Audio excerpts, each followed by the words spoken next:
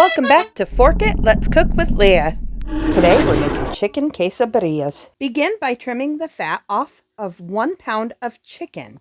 Basically trim away anything that you don't plan on eating and then place it into a large pot covered with water to about 1 inch above the chicken.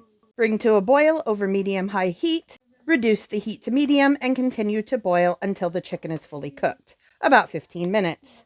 Once the chicken is cooked, drain it and let it cool for about 10 minutes. All right, so what are we doing with this bowl full of random spices? I'm making my homemade birria seasoning. I'm not going to tell you exactly how much of everything that's in it, but I'm going to give you a quick sneak peek at every ingredient that I put in it, and you can figure it out yourself, as this is my top secret recipe. This seasoning will make enough not only for tonight's dinner, but for another as well. When it comes to the type of chilies, I like to use the guajillo, the ancho, and the arbol.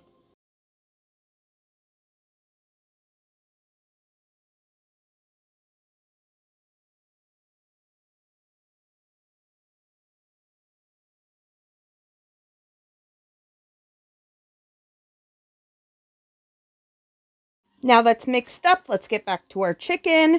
It's cooked, I'm going to drain it. And while it's still hot after it's rested for about 10 minutes, you're going to put it into a large bowl or a stand mixer bowl. And then using either the beater attachment or paddle attachment, you're going to shred that chicken, then set it aside. Next up, we're going to finely chop 1 whole onion and divide that.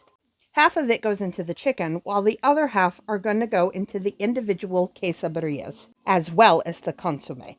A quick and easy way to chop up your onion: cut vertical slices across the onion, being careful not to get the very end. Then in the opposite direction, you're going to make fine dices. When you reach the end that is still connected together, just finely chop it up into pieces.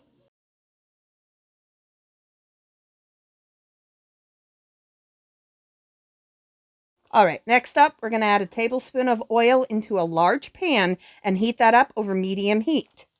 We're going to add that half a finely chopped onion, and we're going to cook that up for 2 to 3 minutes or until semi-soft.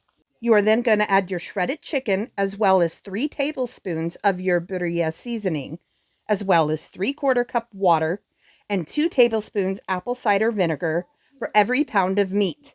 I have 2 pounds here, so I'm going to double it up. Once you have all of your ingredients in there, stir it up well, cover it, and cook on medium-low for at least 20 minutes.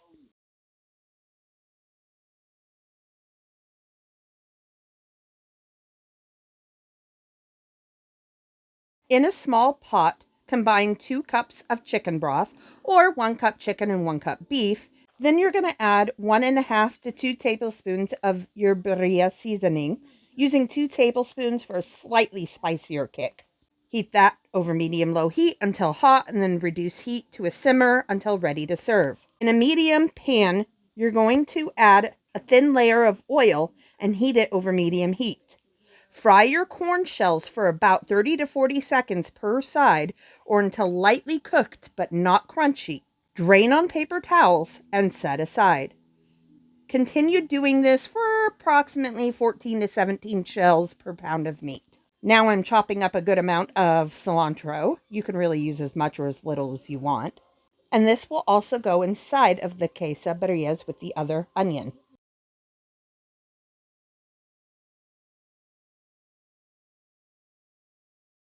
Now for the cheese. 6 cups of shredded quesadilla cheese.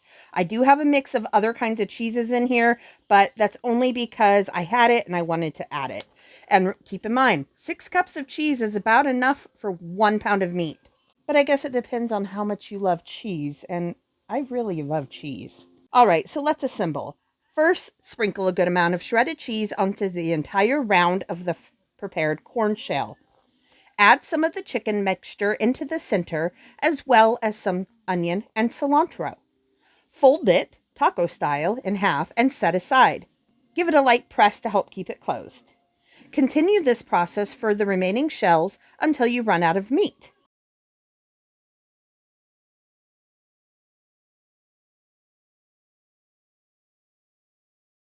Then, in a dry pan over medium to medium-high heat, you're going to fry each quesabirria for 15 to 30 seconds per side until golden and toasted and all the cheese is melted, and it's just so delicious.